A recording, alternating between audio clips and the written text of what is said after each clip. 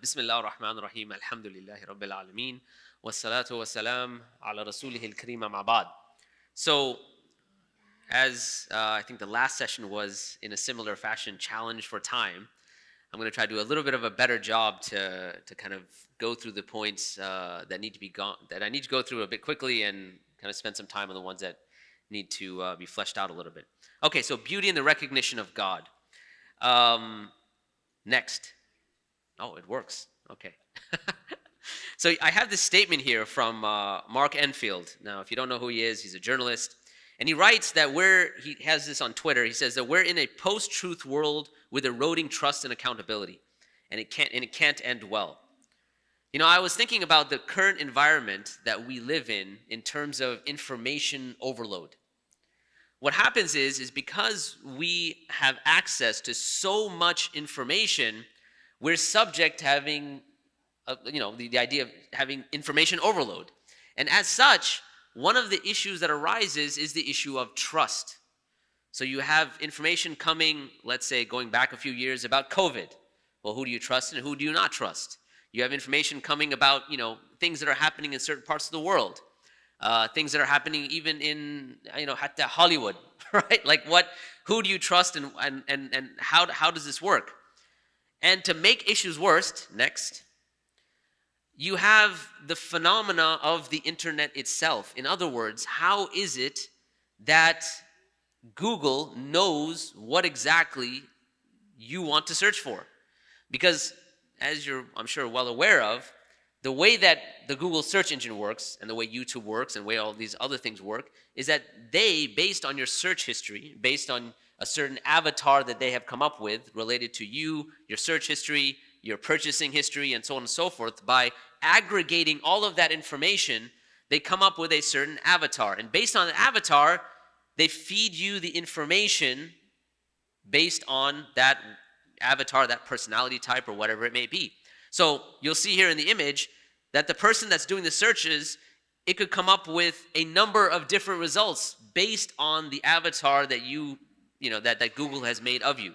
So someone who's searching climate change, what gets filled in is either is natural, is not man-made, is a problem, climate change is islands, climate change is a social issue, and so on and so forth. And those search results will not be uniform across everyone. It's going to be person dependent. Okay, that being the case, next.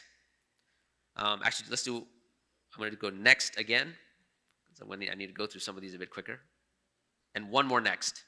Okay, that being the case, one of the questions that arises is that if it is become more and more difficult due to the environment we live in, especially online, in terms of recognizing what is true and what is not true, my central thesis for this session is as follows, all right? So I have up there, the greater your exposure to beauty, the greater your ability to see truth as it really is.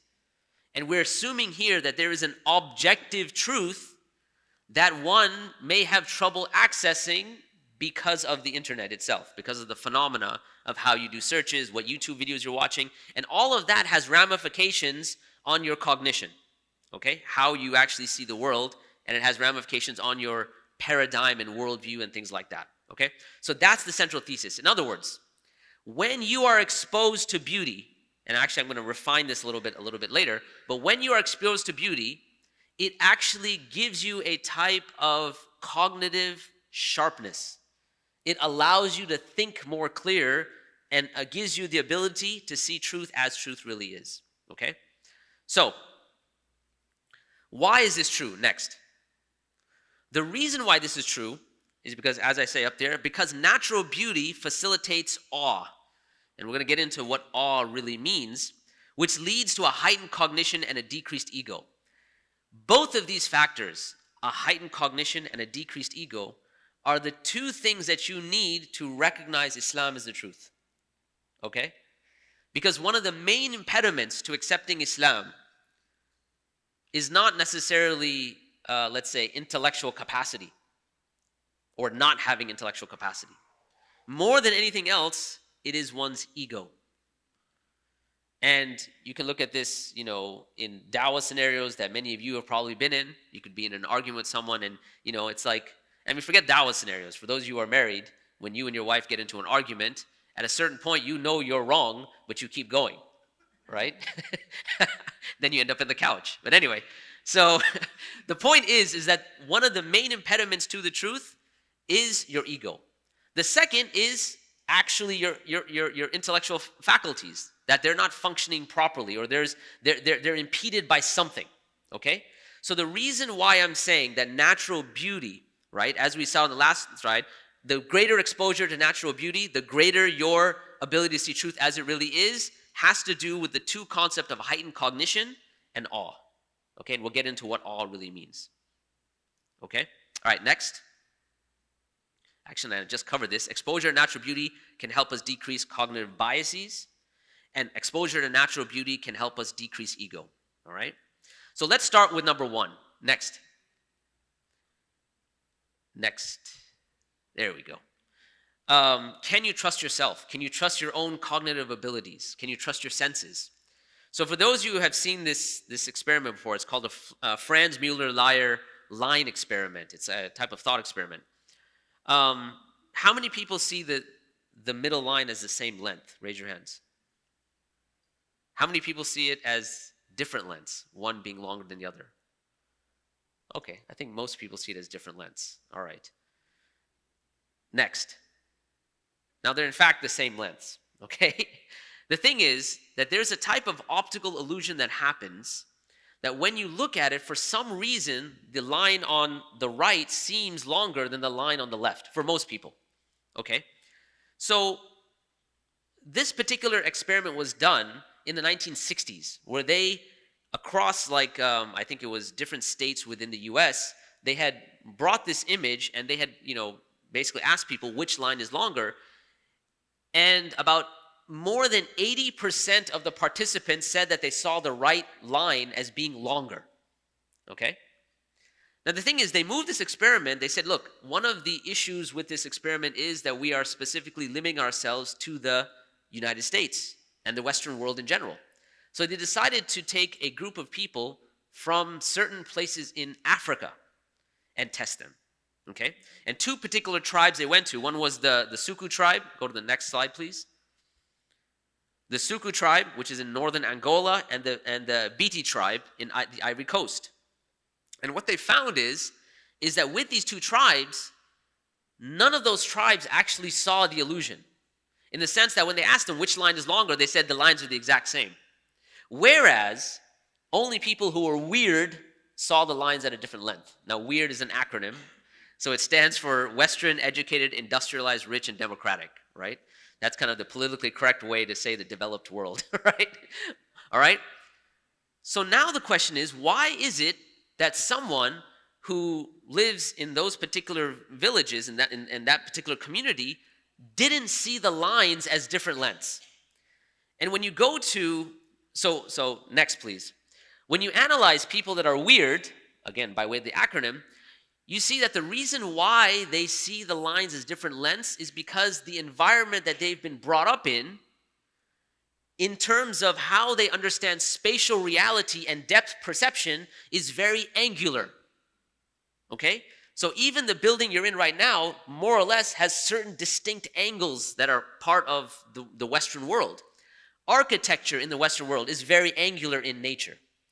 And so that exposure over long periods of time has an impact on your optical ability, your ability to perceive depth. And as such, when you see those two lines, you actually see them as a different length. Next, please.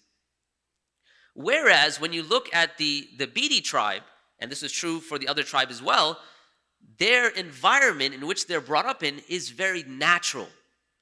And what I mean by natural is that you don't see those rough, distinct, angular structures. And as such, they don't have the cognitive bias that you and I might have. Okay? So next. And again, this goes back to architecture. When you go to the pre-modern Islamic architecture, you'll even notice, and that's that first picture there where it says pre-modern, that's the Alhambra for those of you who are, may not know. So you find that architecture itself has changed over time based on one's worldview. If you have a worldview that's rooted in the afterlife, Jannah, Jahannam, and all these sort of things, that there's kind of the divine, and nature is very important. In fact, when you think about the Islamic tradition, this is something that I tell people all the time. One of the benefits of some of the practices that we have is that it gives you a very deep and visceral connection with the natural world and natural phenomena. Okay, so for those of you who don't know, there's something known as thanatology. It's the study of like dead bodies, basically, right? So when you compare Muslim thanatology to Western or non-Muslim thanatology, there's a huge difference. So there's an interesting book called Will My Cat Eat My Eyes Out? I know it's a very strange title, but it is basically written by a mortician. So a mortician is someone that takes the body, embalms it, cleans up the person so that they can be seen, the relatives can see, they can open the casket, and so on and so forth. And she writes these experiences that people have and how death averse people are. So much so that it's affected the way we even talk about death. You would never go to someone and say, "Oh, I heard your dad died," right? It would seem uncouth. You'd say, "I heard your father passed away. I heard he's no longer with us." Even in the language that we use, that we employ, right? Whereas when you juxtapose that with the Islamic tradition, it's a very, very real experience. Family members go and wash the body. Now, for those of you who wash the body, understand it is a very visceral experience. It's not, but you are directly and deeply connected with the phenomena of death, right? So that being the case, coming back to architecture, you find that even this type of, being influenced by the Islamic paradigm was also part of the Islamic architecture. So you'll find that in the first slide in pre-modern times, and it's the same with Christian architecture as well. Pre-modern Christian architecture reflects, Jesus and so on and so forth, and icons and things like that. When we move into the modern world, again, what's highlighted, and what I was trying to highlight in the last talk I was doing, was this shift from a God-centric view to a world-centric view, a material view. And as such, the main object when it comes to building things is utility maximization. How can you get the most productivity out of your employee? And so the buildings reflect that. And so you notice that in the modern architecture, it's very angular. It's very, especially in some of these offices, the paint and the temperature is, put in a very specific way to increase productivity. So you notice you won't see hot pink in your office. I don't know, maybe Google, I don't know. But generally you won't see that. The paint is generally drab. The temperature's turned up a little bit. Why? So people don't fall asleep and so on, right? But that's where you have your modern architecture. Now, we've actually entered into a phase of what's known as postmodernism.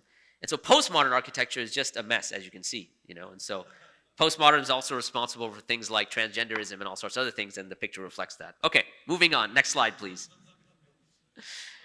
Okay. Now, the thing is, if we can't trust others, we can't trust ourselves 100%, right? We are definitely going to have cognitive biases. How do we deal with those cognitive biases? Well, one way of doing that is by benefiting from the knowledge of other people. Okay? What we call extending our epistemic limits. Okay? Elizabeth Fricker here mentions, and she talks about this extension of epistemic limits, relying on the say-so of others. In other words, relying on the information from someone else to kind of fortify that information that you've taken in. She says it should be immediately obvious that in the conditions of modern life, we rely hugely on the epistemic and practical skills of others. Here we're extending our epistemic limitation. We're extending our ability to see truth as truth, right? Because we've got the ability to get into realms and domains that we ourselves may not be qualified for, okay? She says, for example, I allow my car mechanic to find what the fault is with my car when it won't start and then fix it for me. And one relies on one's doctor to use information from symptoms and medical tests to diagnose what is wrong with one and then prescribe an appropriate treatment. Okay, again, you need other people, in addition to yourself, to establish sometimes what is true. Okay, and that's just extending epistemic limits. Okay. But there's a limitation with that as well. So number one, you can't trust yourself 100%, and you can't necessarily trust other people 100% either, because they have their own cognitive limitations, right? Next. Okay, so here's a map of the world. So someone help me out. What is Australia in the south or the north? Sorry? But is it south or north? Someone said north. Who said north? All right. How many people think it's in the south? Raise your hands. It might make it easier. Okay. Almost ijma, all right? Except for the people that aren't paying attention. That's all right. Inshallah. All right. Now, the thing is how many people have been to Australia? I'm sure at least a few of you have, right? One person. Okay. Besides this one person, if you haven't been to Australia, you have to basically trust the cartographer who drew this map, right? Okay. Here's the problem. Let's ask the question, is the map itself accurate? And I don't mean the contours of Australia. What I mean is the spatial reality, or let's say the cardinal direction of Australia itself being south of the equator. Next. So there was a cartographer, a very famous geographer and cartographer, who comes to us from the 12th century by the name of Muhammad al-Idrisi. And interestingly enough, you notice in the map that he has drawn Europe on the bottom. And he's drawn Africa and so on and so forth on top. Now you might ask, oh, wait a minute, why is that the case? Why would he do that? Well, in the last map that you saw, which is the one we generally use, that actually relies on Ptolemy's original model. And Ptolemy himself, because he saw Europe as being dominant in terms of being a power that's rooted in the truth, with Christianity at the forefront, and that being the truth in an objective way, he draws Europe on top. Muhammad al-Idrisi sees Islam as being true, right? And draws, Europe on the bottom, Mecca in the center, and so on and so forth. Now, if you were to ask, which one of these maps is objectively true? The reality is neither. Next slide. Because if you were to go to outer space, there is no concept of north and south. There's no concept of cardinal direction. You actually have to have a base to actually tell what is up and what is down. In outer space, there is no up and down. So in this case, to say, okay, this map is objectively true or objectively false, you can't come to that conclusion. So even relying and trusting upon other people, understand that they have cognitive, cultural, social, political biases that you may be subject to, and you may not even realize it. By the way, this has real-world implications as well. So there was a study that was done some time ago, and they had looked at the cost of movers, how much they would charge, right, for moving from one part of town to another part of town. And what they found was generally movers would charge almost on average $250 more going from south to north as opposed to going from north to south. Why? Not because of some sort of objective reality that's harder to go north, right? But because that's how it's perceived. You think up is harder. You think you're going up a mountain, right? You're going upwards. It's perceived to be more difficult. And the perception is when you're going from north to south, it's perceived to be easier. Even though in reality, there is no reality to that, right? I mean, unless you can do a geographic analysis of the terrain and see where it is mountainous and where it's not mountainous, it has no objective reality. But that perception is used, by many movers to actually jack the price up, right? So be careful next time you get movers. All right, next slide, please. All right, that's just another example of kind of how you could perceive the Earth from outer space. Next. All right, so just to remind ourselves of the central thesis. The greater your exposure to beauty, the greater your ability to see truth as it really is. The fact that we have cognitive biases, the fact that the information we trust from others, they have their own cognitive biases, what's the solution? How are we able to now do away with cognitive biases? How can we now get to something to be true and we know for a fact and it's objectively true?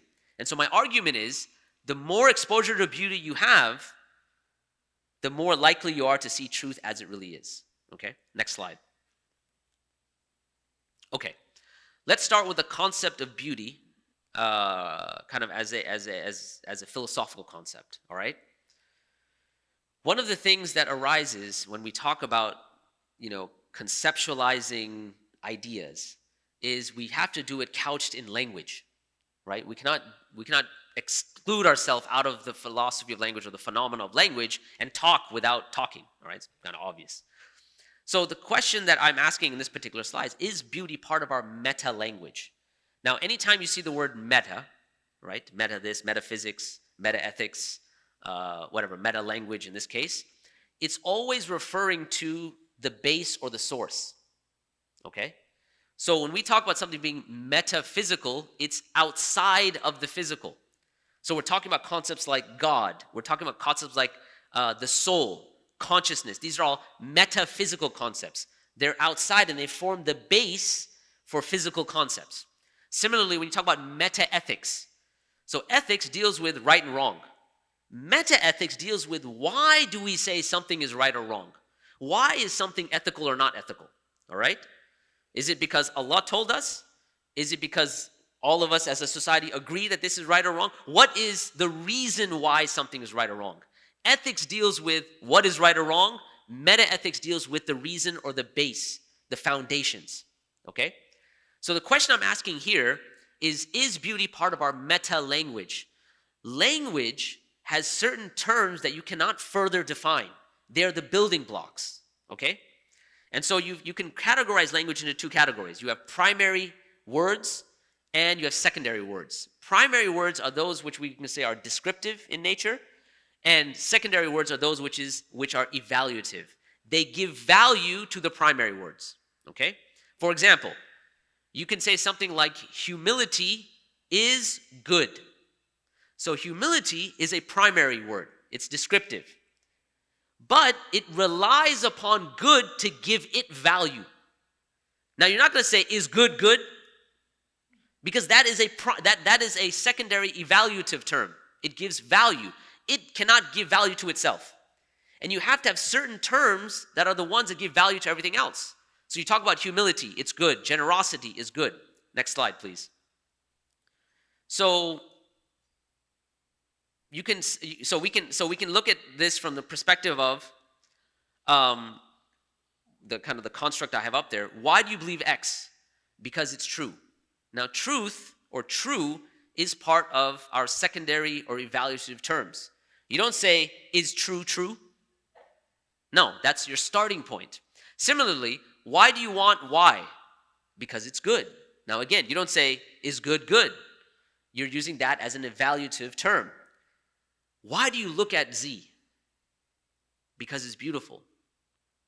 So what I'm going to argue is that beauty, in fact, is part of our meta language. It's part of our meta language, and as we're going to see in the next slide, because it forms the basis for how we actually view the world. Okay? So why do you look at Z? You can say it's beautiful. Now, if you said, why is it beautiful? You could have some disagreement there. But can you actually come to some sort of conclusion?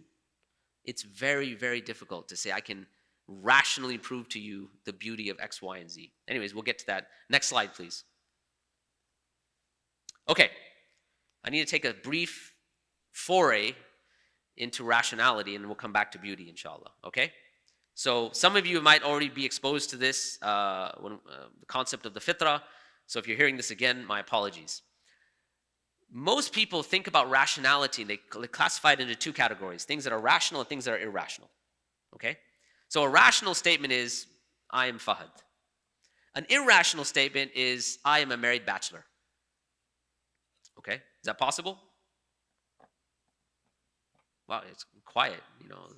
Silence is consent, isn't it? Is that true? So I can't be a married bachelor? No. Okay, well, why not?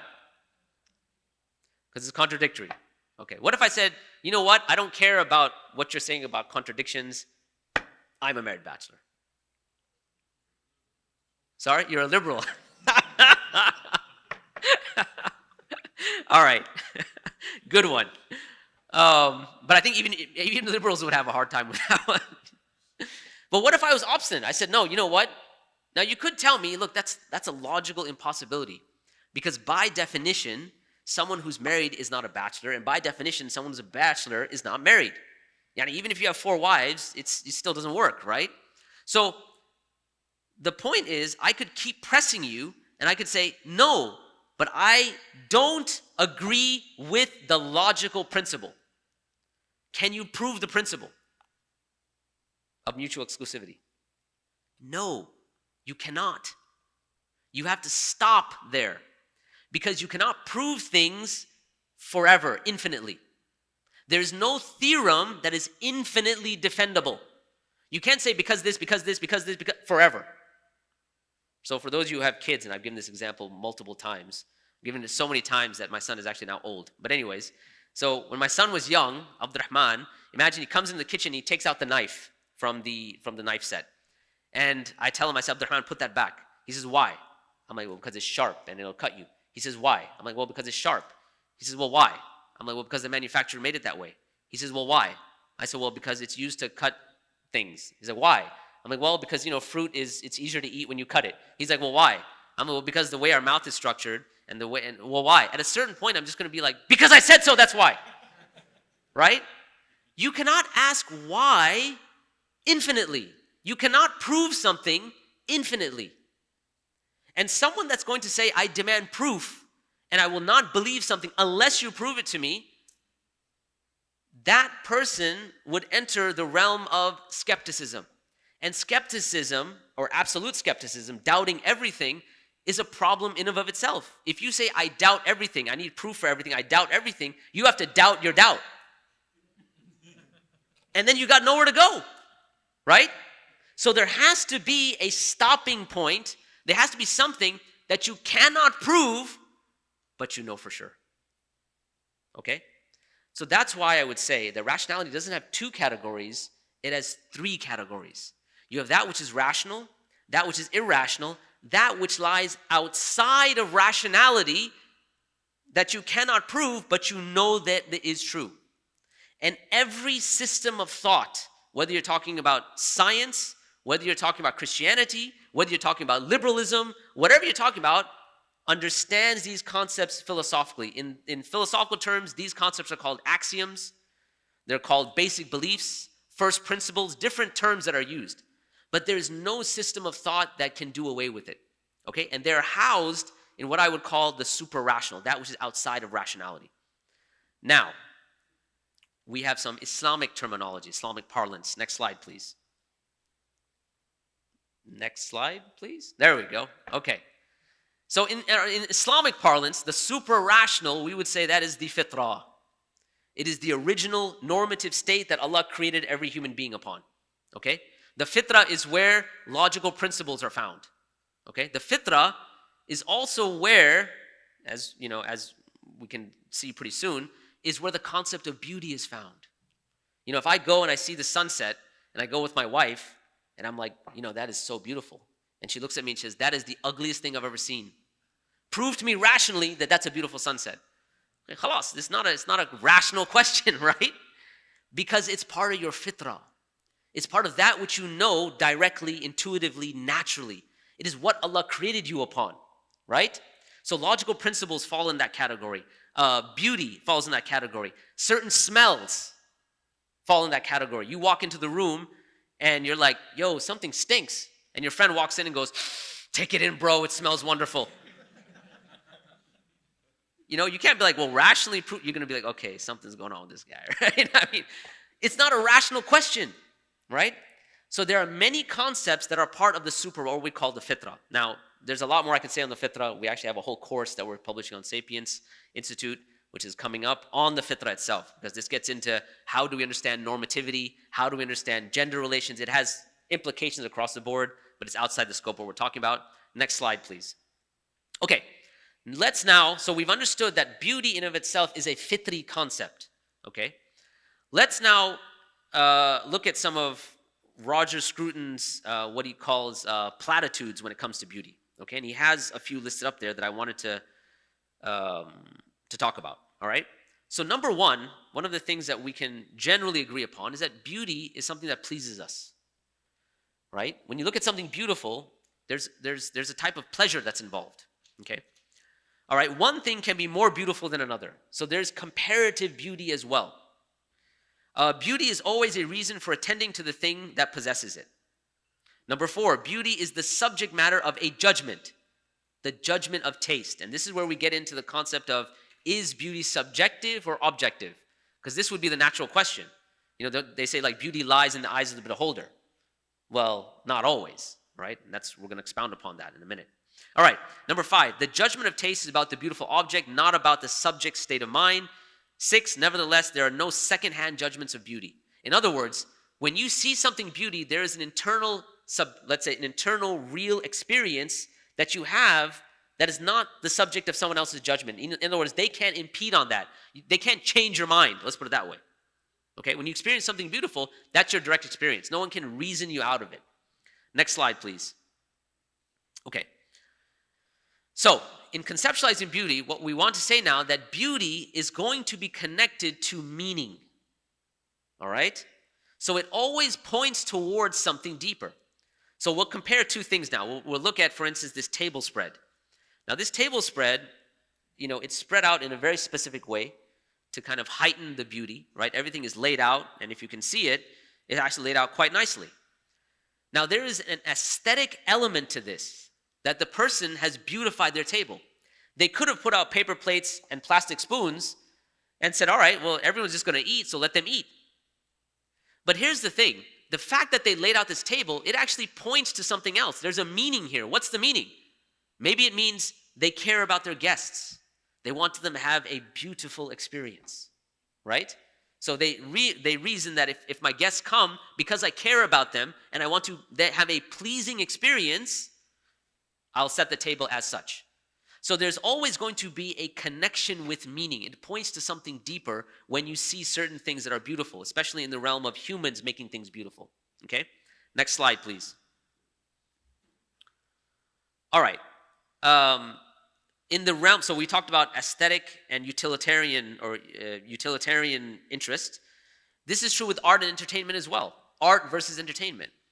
Entertainment, the purpose of entertainment by and large is to, as the word says, entertain you. It's to give you kind of a rush. Art, on the other hand, and as we understand art by and large, it's supposed to be something that you stop and you ponder upon. It's supposed to have certain implications, right? And whether you classify something as art or entertainment, that could even tell you about the quality of the thing that you are assessing. So to give you an example that's up there, DC versus Marvel.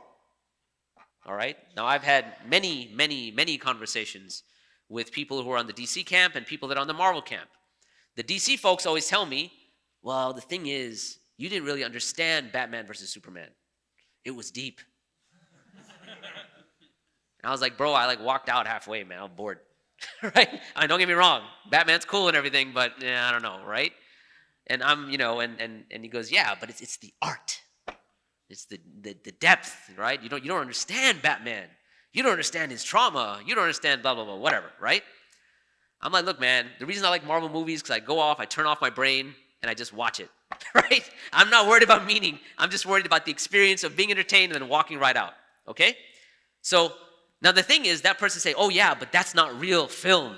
That's not what film's all about. Now, you can argue till you're blue in the teeth, but it comes to a very specific and very clear demarcation of the discussion of art versus entertainment. What you classify as art is going to point towards something deeper. It's going to have some sort of meaning attached to it. Something you're entertained by is just for the immediate experience, and that's it. And then you go home, right? Maybe you'll talk about it like, yo, that's a really great movie, or whatever. Okay, next slide, please.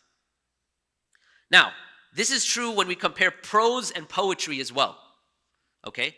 So, just to elucidate the point, when we talk about prose, the objective of prose is to give you the information in the most effective way possible, in the most efficient way possible.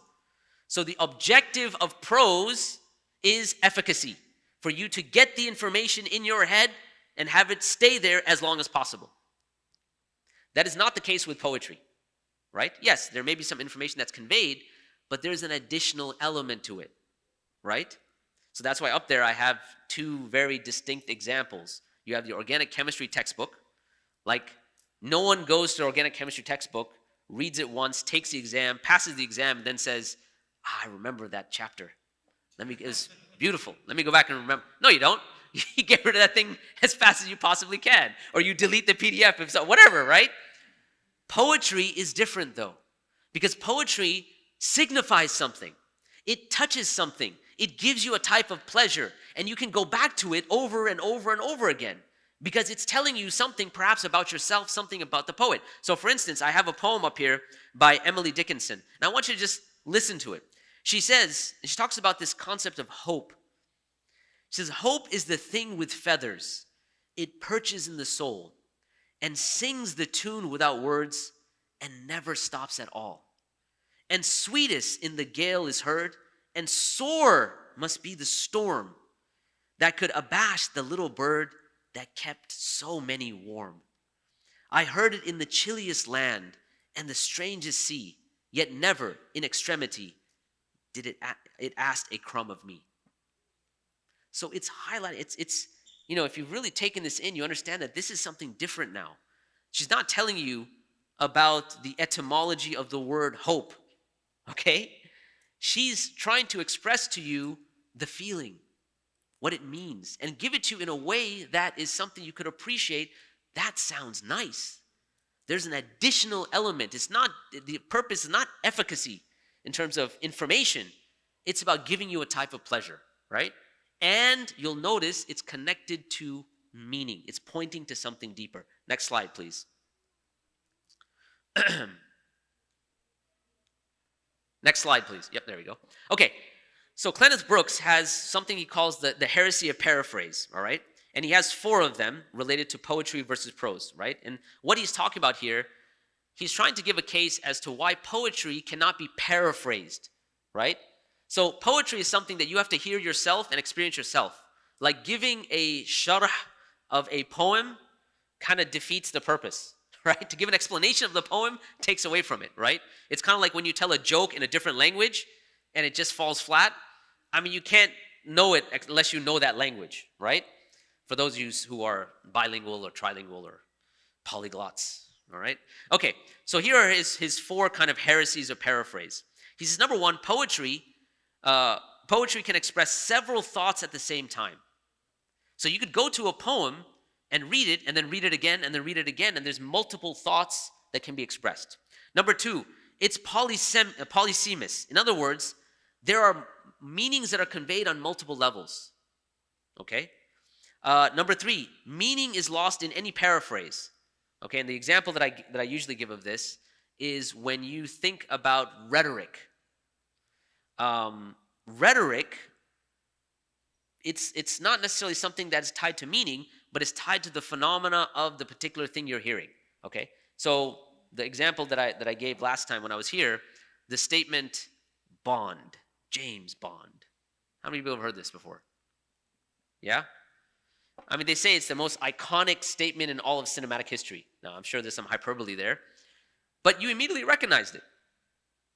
There's something about this statement because the guy could have walked in the room and said, hello, my name is James Bond.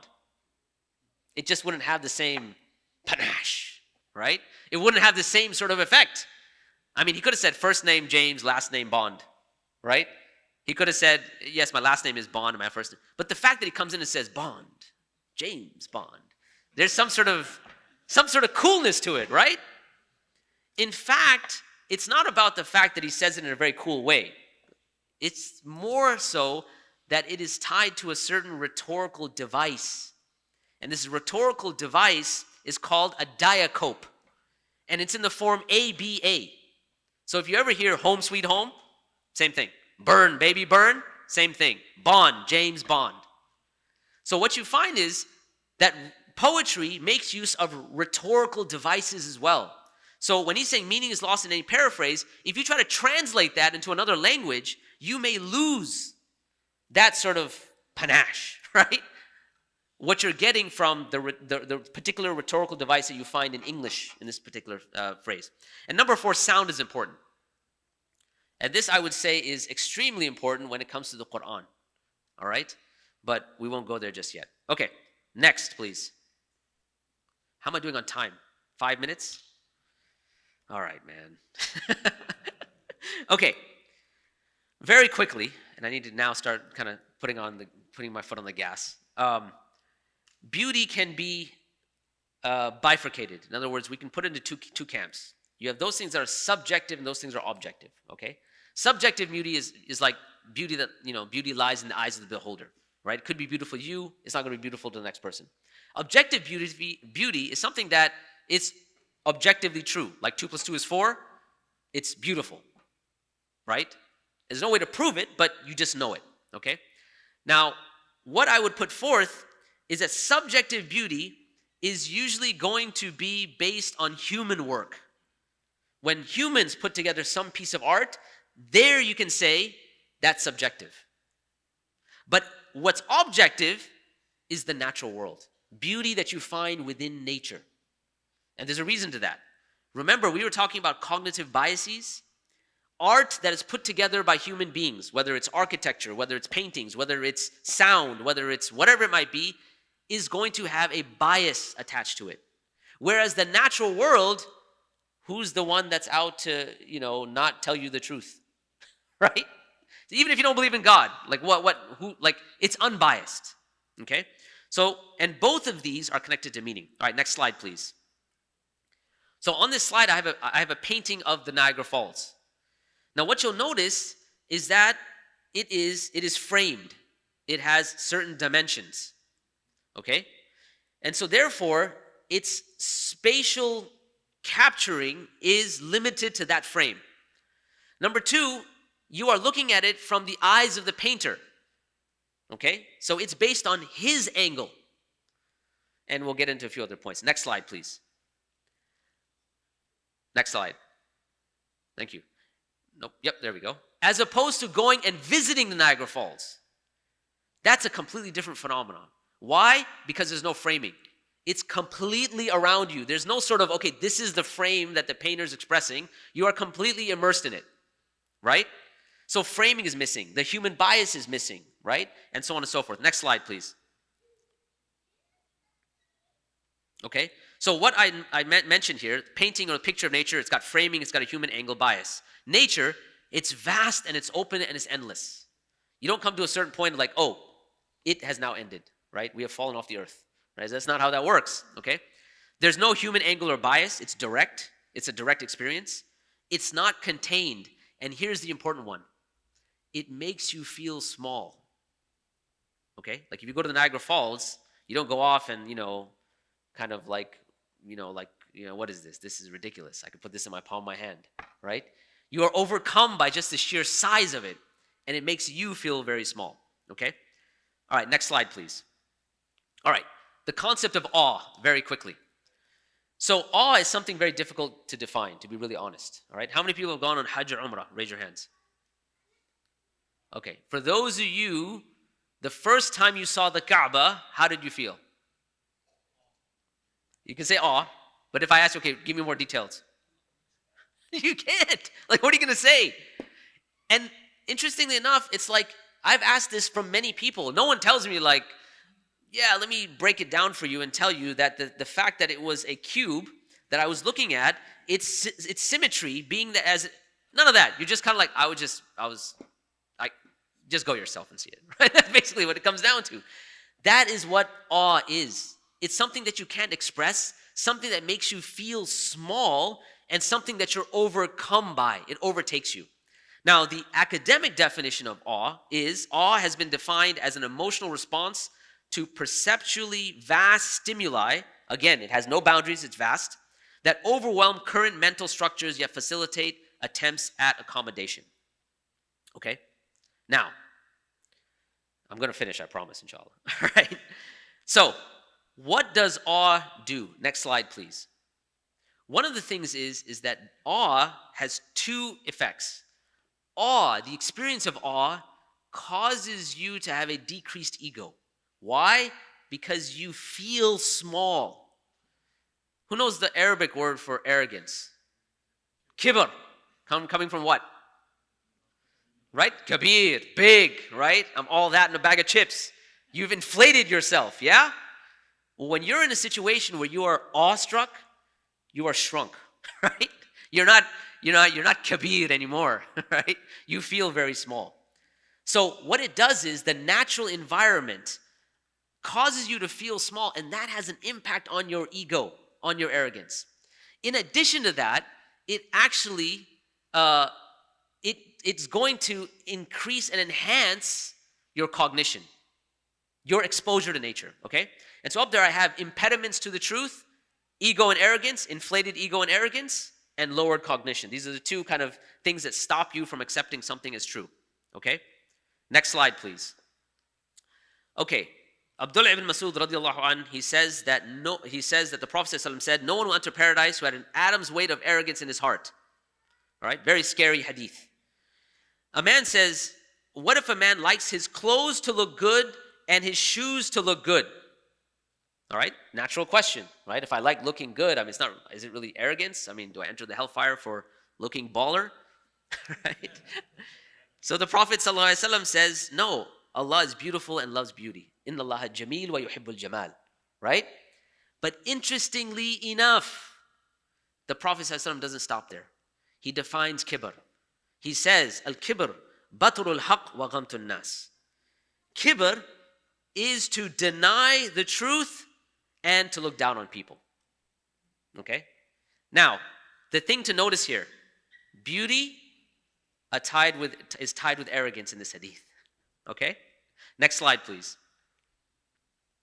Actually, I shouldn't really. All right, can I just do this? If I email you the slides, you can kind of read through them, because I don't have time to go through this, but just take my word for it by way of social psychology and experiments that they've done, practical experiments where they took someone up to the mountains, gave them a certain cognitive test, and then put them in a different scenario and gave them a cognitive test. Those cognitive tests showed that people thought a lot more clear. They were able to recognize truth, even cognitive biases that they may have. Okay, I don't have time to get into it. Maybe we'll get into it in the Q&A, but just take my word for it. Next slide. Next slide, please. All right. So some of the results they came up with is that what was the effect that it had? In some of these studies, they said it moves from self-awareness to collective interest, from isolated self to integrated self, and breaking down the us versus them thinking. In other words, it stopped them, the person that were part of these experiments, from looking down upon people. Okay? All right, next slide, please. All right, actually, let's go ahead and skip next. Again, I'm going to have to send these guys to you. Next slide. Boom. All right, so what was my central thesis in the beginning? I said the greater your exposure to beauty, the greater your ability to see truth as it really is. So all of us have certain cognitive biases. We rely upon information from others who also have cognitive biases, okay? All of us understand that, yes, we use rationality as a tool to come to the truth, but it has its limitations. And like someone mentioned to me, and I'll end on this, that rationality is an amazing tool. But you can compare it to a person who comes to you and says, I have the perfect solvent. You know what a solvent is, right? You put it on something, it dissolves the thing. The perfect solvent. The person said, okay, if the person comes and says, I have the perfect solvent, you want to ask that person, what bottle are you going to keep it in? Okay? Rationality is an amazing solvent. You still need a bottle to keep it in. And that bottle is the fitra. And part of the fitra is experiencing beauty. So I'll go ahead and stop there. Jazakumullah khair. Subhanakallahumma wa bihamdika ashhadu an la ilaha illa anta astaghfiruka wa atubu ilayk.